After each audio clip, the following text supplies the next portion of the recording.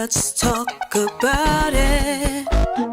Come on and shout it. I talk, you talk, we talk. Women talk life, it ain't no surprise. Baby, you could see if you would open up your eyes. You won't understand if you can't open up your mind. So let's stop wasting time when women talk live.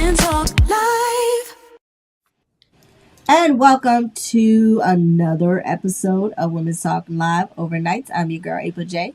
I'm SassyScribe. And this is KO Boogie. All right, y'all. So today, this is the show we had for last week. We're going to do it this week. But we are talking about who gets the mic. And this is from recent comments from Stephen A. Smith, who is a sports analyst on Asshole. ESPN. Yeah, ESPN. Sorry. A sports analyst turned MAGA supporter. Right. And for all of you sports heads out there, he's on First Take, which I used to watch. He's an Eminem. Yeah, I used to watch faithfully every day, but have not watched it since his comments, recent comments that he has made. I have discontinued from watching that show. I still watch Get Up, so.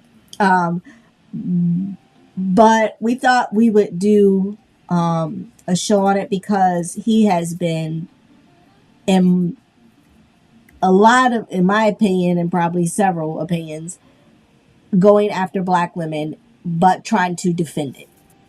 And his defense of why he's saying what he said, to me, is bullshit. Plain. And the fact that he is a black man with black daughters is even more mind-boggling to me. Yeah. Because how did they feel? What type of conversations? And I think they're grown. I don't think he got babies. No, they're grown. They're grown, because he actually had one of his daughters on First Take. She actually wants to be a an on-air personality. Okay. And she's working towards getting that. Very nice, intelligent young lady. I mean, she has a connection. Why not use your nepotism when you can? I'm all for it. Yeah. I'm all for it. I hope that, folks don't fault her for the sins of her father, but that's not here or there. But before we get into that, because we do have a couple of clips that we want to show you, I want to get into our history facts. Okay. So, our first history facts has to do with the Wild West saloons. Very, popular. You see those in all the cowboy movies or whatever. But Hollywood gave us swinging doors and barroom brawls. But the first Wild West saloon were much rougher and simpler. In the early 1800s, as settlers pushed west, a saloon might be nothing more than a tent or lean to over a barrel of whiskey with boards laying across empty barrels as makeshift tables. As towns grew, these drink spots became more permanent buildings made from whatever was on hand. Wood where there were trees, and sod and stone where there were, offering frontier folks a basic place to drink and briefly forget how hard life was on the edge of America West. So, weren't always buildings. They were tents and leaning over a barrel of whiskey. That was it. I mean, you can see that when you watch these old Western movies. They look dusty and dirty. I think about that back in the day, too. Like, even when they took a bath, they still look dirty. Yeah. But, it depends on, what did they take a bath in? Dirty water. Yeah, pretty much. All right. So, back into the ancient Egyptians and how they actually mourned. Ancient Egypt's Egyptians didn't literally worship house cats as gods, but they did see them as a sacred symbol of divine power. Cats were admired both by their fierce hunting and their gentle care of their young. So they were linked to protection, fertility, and home life. Families believed keeping a cat brought good luck and chased away evil spirits. And when a beloved cat died, some owners even shaved their eyebrows in mourning until they grew back or had the animal mummified. Royal households fed cats from their own plates and adorned them with gold.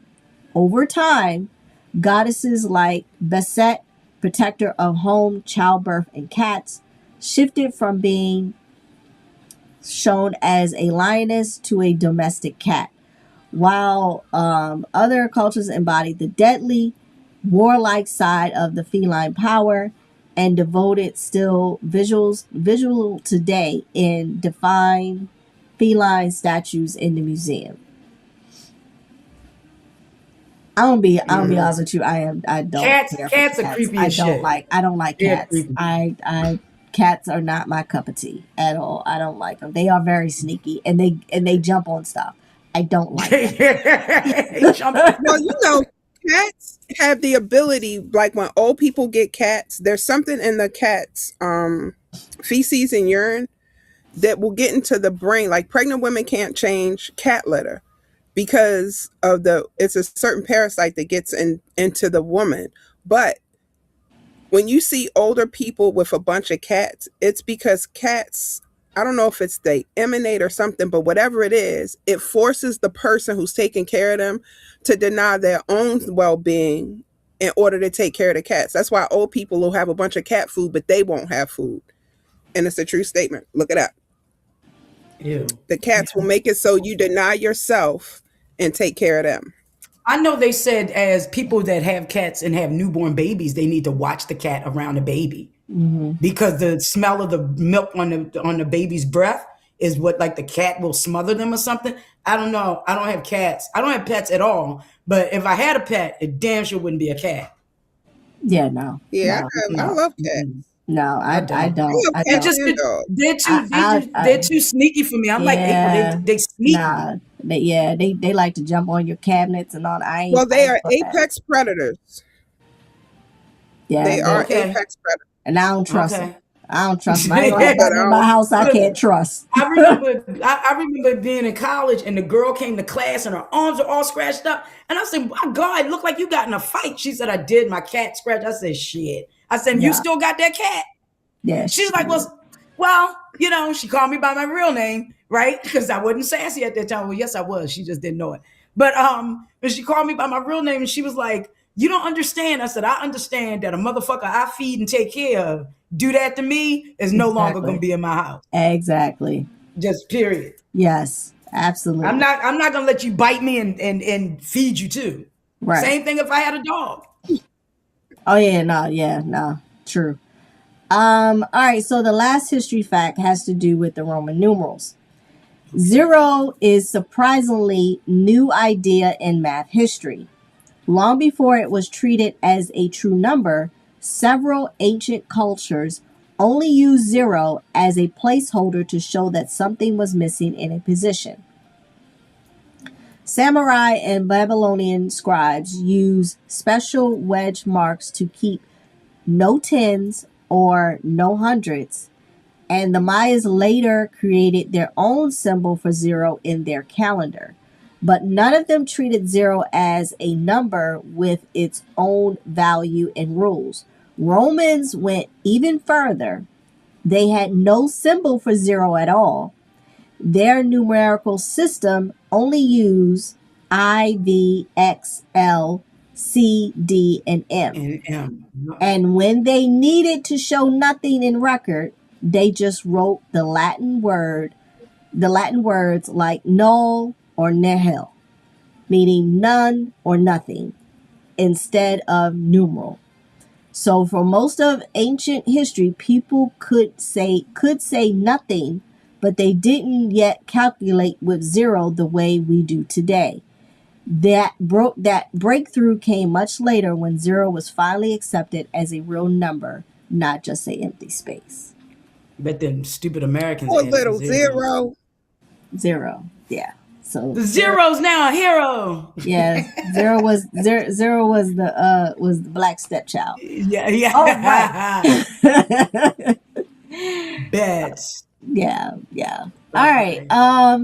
So we're gonna get into today's show where we're talking about who gets the mic, and I wish that some folks just did not have a mic at all. Yeah, it's to the point now where some microphones need to be regulated. And I say that as people with microphones, but some of the stuff that people put out there is just, they've realized that there's money in gaslighting and misinformation.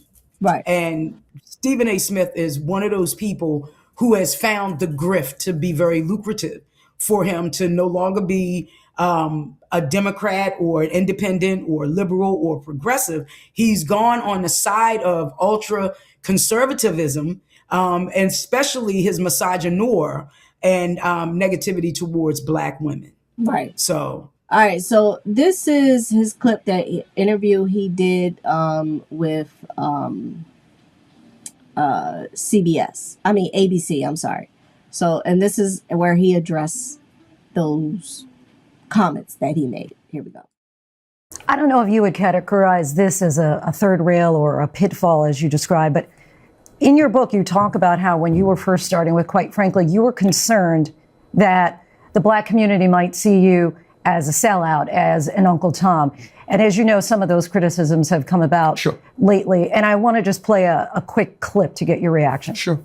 To use your platform in order to not only come for me, but consistently kind of have a track record of coming for Black women, I was just very disappointed in him. They're paying you not for your numbers, my friend. They're paying you because you are willing to say the nasty things about Black people that they want to say. Your reaction? They should be ashamed of themselves. Where's your evidence? Well, Crockett, you have apologized. Well, let me tell you what I apologized for. Trump followed up what I said by calling her low IQ and stuff like that, which I found appalling. She's a highly educated woman. She's licensed to practice law in the state of Texas, Arkansas, and federally. She's a United States representative. She's an influential, intelligent, decent, good Black woman who cares a lot about Black people in this country. So I apologized for assisting in any way this notion that it's okay to say that about her, because I didn't want any parts of that. But I did feel that the situation was overblown. I was simply saying, is cursing the president out and calling him a piece of on national television or in front of a national audience going to help your constituency? I wanted to know the answer to that question. You know, it's not just Joy Reid and... Well, let me say something about Joy Reid. Let's get this out of the way. I don't know this woman. I've met her one time. I shook her hand once. I've never spoken to her in my life. And she's responding that way because when she got fired by MSNBC, her show got canceled, I spoke on it. And what I said was, she is a talent, highly intelligent woman. I respect her. The issue, however, is that if your numbers drop 47% and you are Black, in this culture that we're living in, did you really expect something else to happen? Of course they were going to do that to you. I'm looking at it and I'm saying, okay, I get what you're saying and you might be right. But the manner in which you're going about it, that ain't going to serve you well long term. But why is it that many Black women have had this criticism on Stephen A. Smith? Who are the many? Because I think they're the few.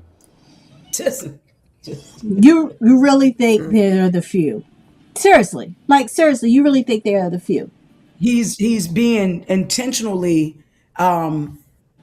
detached from the reality of what's being shown on various social media platforms. First person he was talking to was Tiffany Cross. If you remember, Tiffany Cross was fired from MSNBC.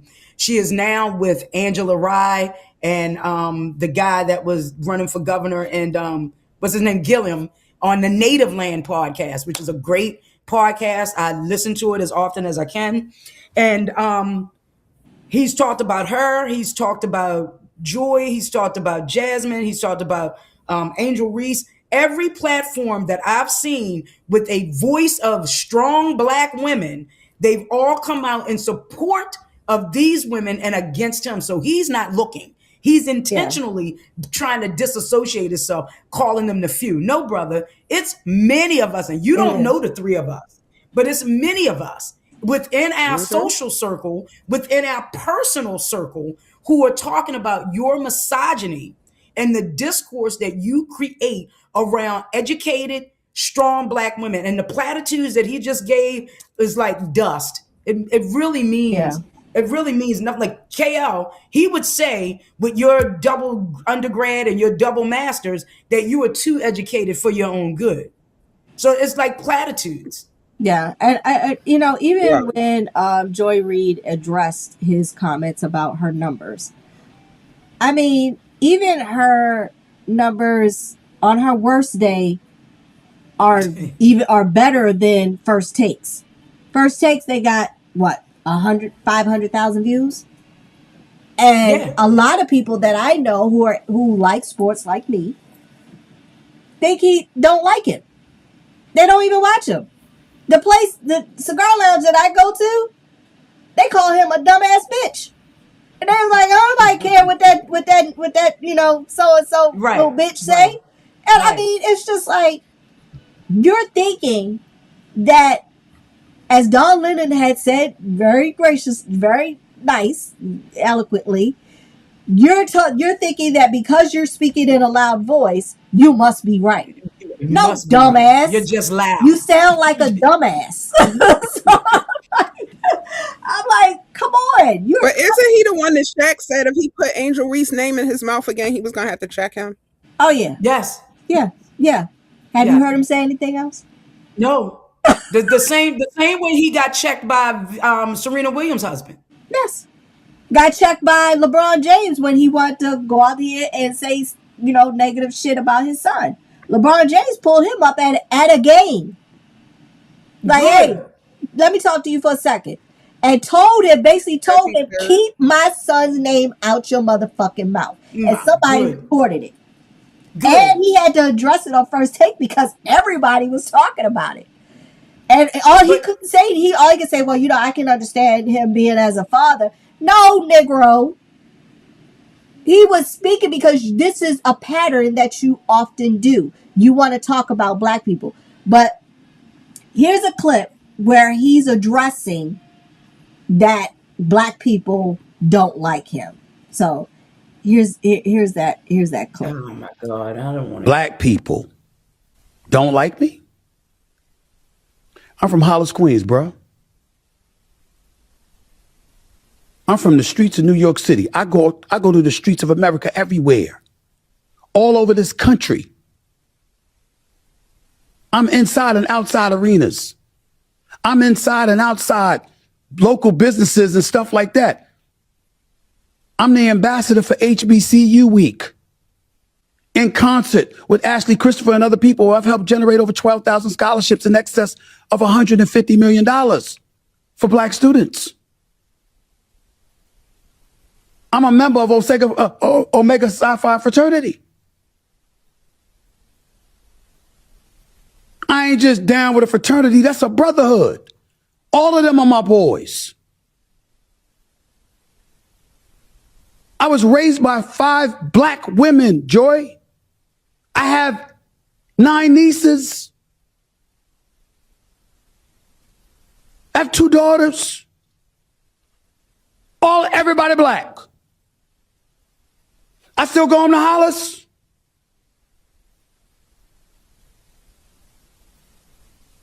On the business side, ESPN takes our show, First Take, to HBCUs.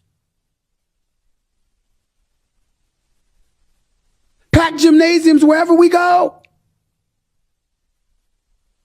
Black people don't like me? You sure? positive. Walt Disney and HBCUs, when we start going on tours every year. Okay. Let me the say first- this. Okay. I used to be, I'm going to be honest with you. Back in the day, I was a fan of Stephen A. Smith because I felt like he was talking and saying the shit that other people wouldn't say. Now, he was always loud. I could never figure out, but my ass is loud too. But I could never figure out why he was always so loud and so belligerent and say it with my chest type of thing. But the more I matured, right, and began to really and truly critically think for myself, the more I seen him as a clown. And he has had a history of this whole victim blaming since 2014. This is not new. It didn't just happen in a vacuum overnight. This goes back to 2014 when he said he suggested that women should modify their behavior to avoid domestic violence. That was in 2014. So you getting hit is your fault. Mm-hmm. And maybe you shouldn't wear the skirt, or maybe you shouldn't talk back to your man, and you probably wouldn't have gotten punched in the face. No, he's got 15 black women around him, and he still comes for black women. And that's the thing. If you were raised by black women, have two daughters, you should fucking know better. Because when you're saying this stuff, 9 nieces. Yeah, when you're saying this stuff about them, what you're not talking about your family? You're not talking about your mother? You ain't talking about you ain't talking about them? That to me is what the issue is, because they arbitrarily think that their side of their women are excluded. Like, you can disparage and degrade, a whole slew of black women, but yours you're not talking about. Yours are the only ones that are placed on a pedestal. Yours are the only ones who don't subscribe to the status quo that you feel degrades or denigrates other women. When no, if you have wives and sisters and nieces and women around you that you respect, so on and so forth, then every black woman should get the benefit of the doubt where they're concerned, because of the fact that you apparently already know other black women who do not align with that mentality. So why are we not given the benefit of the doubt, but only the women on your side of the family, quote unquote, are given the benefit of the doubt? But it also makes me think that, God forbid, if one of the women in his lives are involved in a domestic abuse situation, is he going to go to them and say that your behavior? Because that's what that's telling me. If my brother was to say that, I'm going to say to him, so you saying if I met a dude and he hit me, it's my fault, and you're going to blame me as my brother, who's supposed to be, because my dad is gone, I'm not married, so you're supposed to be my protector. You're telling me that it's my fault. That's what I'm hearing him say. So his nieces, his daughter, his mom, his aunties, all of those women, it would be their fault. Right. And that's what KL is saying. Those 15 women are excluded. But for the rest of the hundreds of millions of women, it's your fault. No. Now, even him saying, them addressing, even Jasmine Crockett calling Trump a shithole, whatever. It was rightly said. Okay, you have some white women out here who say this exact same thing. You have him, the president of the United States, saying even worse stuff. Yeah, but you're not. But it's okay for him. He can get somewhere, and don't sit up there and say that Joy Reid is not going to get her anywhere, because she has a podcast that right now is more popular than when she was on TV. Wait a minute, and it's getting more views than his fucking show. It's getting more views than his, even when she was on TV at that 47% drop, which he fails. This is what he's failed to tell people. Right. They deliberately did that to Joy's show. And if you look at CNN now, or MSNB, what is it, MSN now, whatever the stupid name is, if you look at it, where are the black news anchors? There are none. Yeah. I happen to think that R.A. Melber might be next because he's not really white, right?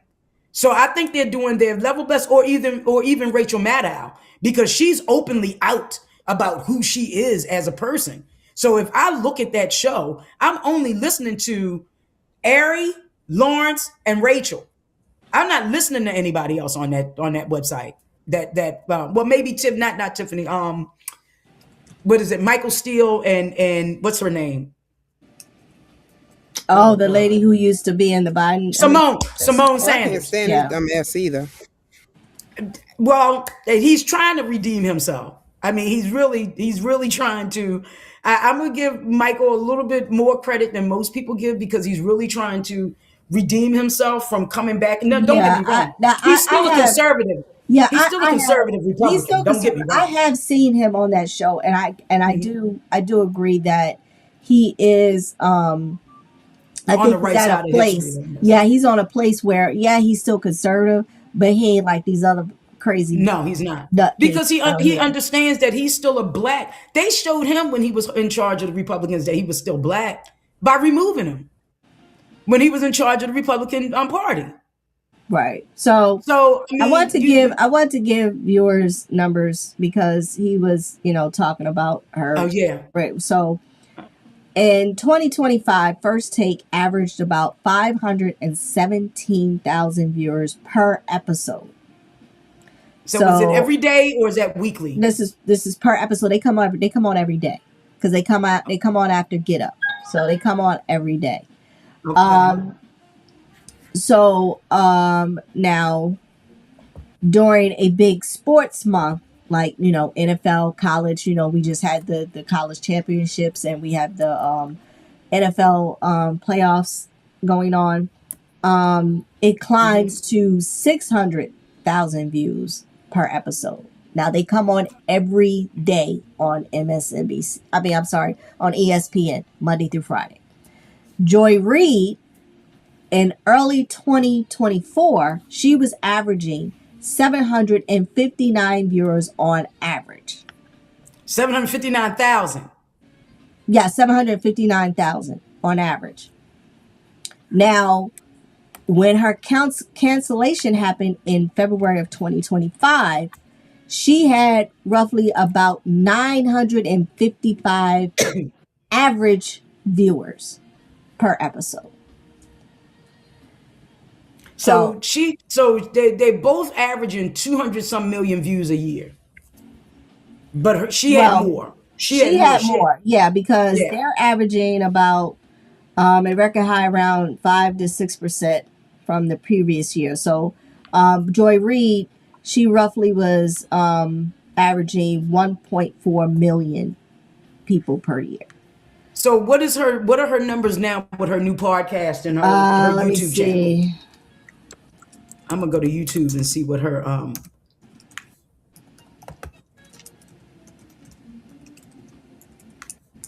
Yeah. So and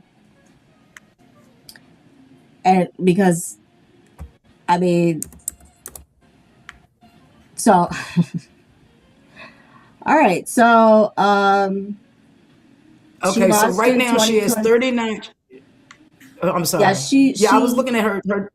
Yeah, she on her platforms like Apple Podcasts, Spotify, she typically ranks in the top 100 through 250 in the U.S. news and political podcasts. She has roughly about 1,000 downloads, 575 unique listeners, and so that's per episode. I don't know if she's on weekly. She's on YouTube. She's on 3 times a week. Mondays, Wednesdays, and Fridays from 6 to 8 Eastern live. And you can subscribe to her YouTube channel. She has 398,000 subscribers on YouTube. And since she's been independent, she has like 436 videos. And I think since she's been independent, one of her most famous videos was when she was asking MAGA Republicans, why are you so mad? You've gotten everything you wanted. And it was so spot on. You've gotten everything you wanted, and yet you're still mad. Why are you mad? Yeah, it's crazy. Yeah. So I'm just like, I'm curious as to why, when you talk about numbers. And well, Stephen A. Smith has 1 million subscribers on YouTube. Okay. He has 1.33 million subscribers, but he has been, and he got over like 4,000 videos, but I don't know anything else. Now, there's no exact number for the downloads he gets on his podcast. That's not publicly released. So I'm wondering why. So he's got 1 million subscribers since September 2022 when he joined YouTube. And his videos have like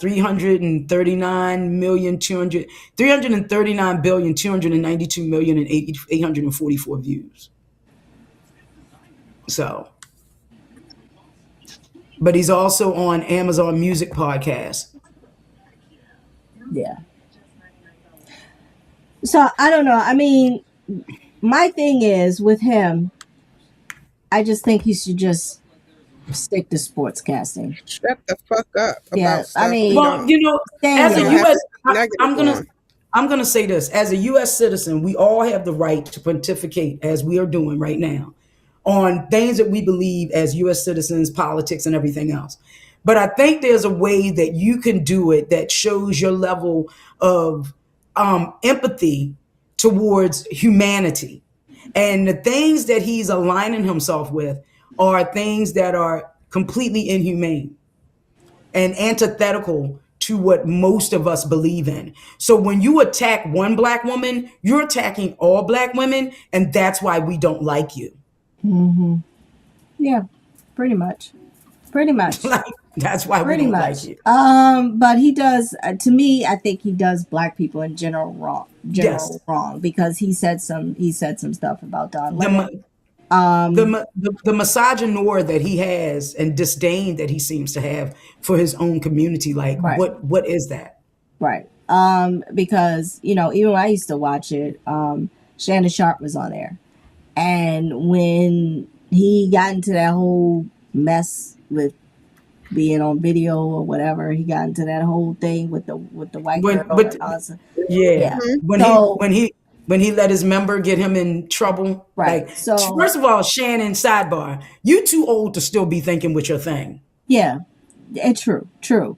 Now, granted, hey, listen, it is what it is with him. But this was supposed to be Stephen A. Smith boy. He gets on his podcast and pretty much, goes after him with blunt guns blazing. I mean, just saying everything about him. After that, you didn't see Shannon Sharp on there again. And for me, then they tried to get Shannon Sharp's co-host. Shoot, I forgot his name. Oh my gosh. Bayless, No. He played football. it's not Ryan Davis. It'll come to me. No, Shannon Sharp. Oh, I know what you're talking about. Cam Newton. No. Cam Newton. Cam Newton is on First Take. But before Cam Newton came on First Take, it was supposed to be someone else. He was a football player. I don't watch it, so I can't help you guys at all because I don't watch it. No. Oh my gosh. It's a real crazy name because he changed his name to it. But it's a real because he used to be on Basketball Wives. Man, I cannot remember his name. It's not But Ocho anyway, Cinco. Ocho Cinco. That's what it is. That's his Oh, co-host. okay. Yeah, He well, was yeah, that's supposed Shannon. to That's start. Shannon. He was supposed to start in September of last year to take over the segment that Shannon Sharp had every time they had like football. He was on there like once a week. Once Stephen A. Smith got on TV and wanted to say all that he said about him and all this stuff, and he even got on. I mean, Ocho Cinco even got on TV. It was like, yeah, I'll be on in September or whatever. That never happened. Ocho Cinco just probably was like, "Oh, really? That's what we doing?" And then He is so unbothered by stuff. Yeah. I love his nonchalanceness because I think everybody trying to say that he broke. He ain't broke. He saves his money. He know exactly what he's doing. Yeah, exactly what he's doing. I like Ocho Cinco. I do too. I like, and and people gonna say this. I like watching him and Shannon with that nighttime show because when that dude came on there and he was a little slow, Ocho had me in tears because the man was the confident. Yeah, yeah, yeah. But Ocho Cinco was in tears. He had me dying because he had the exact same mindset that I had when I was watching. Oh wow. Oh Yeah. God. So I mean, Oh. I'll grant it. I mean, I like Cam Newton on there, and but I just can't watch it because he's the only one that really shows Stephen A. Because he'll even call him he'll say Stephen Anthony Smith. He'll say his whole government name, and when he says it, you know he about to tell him. Yeah, but he's No, problematic and on this is his how own you show roll. too. Yeah. So I mean, I don't know. It's yeah. Oh, And it is oh Lord. this dude needs to go have several seats. All right. What they say. So last week we talked about the shooting of the unarmed man. And so our poll question was, how confident are you that ICE will be held accountable if wrongdoing is found in this case? And so far, 6 out of 10 have absolutely no confidence that this ICE agent will be held accountable. It's still 4 people with optimism. It's 4 too many. Yeah. It's 4 too many people that think that the government is showing you right now that it is not for you. It is for the few and not the Right. many. Exactly. Exactly. All right. So this week's poll is, do you think that there is an increase in the misogyny of Black men against Black women? So that's the poll for next week. All right. I think we Okay. just need to do a poll that says, "Do you think?" Yeah. Period. Hard stop. Yeah. Do you think? Yep. That's the part. Folks thinking. All right. So final thought of the day. Have you ever just looked at someone and knew that the wheel was turning, but the hamster was dead? I thought you was gonna say the wheel was turning in the opposite direction. Oh, Yeah, right. Yeah. the wheel was Okay. turning, but the hamster is dead. Yeah. Yes. Yeah. Yeah. I think that, Yeah. that speaks very well for who we have in office right now. All right. All right, y'all. This is Women's Talk Live Overnights with your girl April J. I'm your girl, SassyScribe. And this is KL Boogie. See? Yo, I be trying. I know, but listen, it wouldn't be right if the show didn't have your intro and outro. It would not be the show. Yo, but I be hearing. Look, I be hearing you. All right. Late. Okay. We love it though. We love it. We love you. We love you guys. Yeah. Be safe out there. All right, y'all. See y'all next week. Women talk, women talk.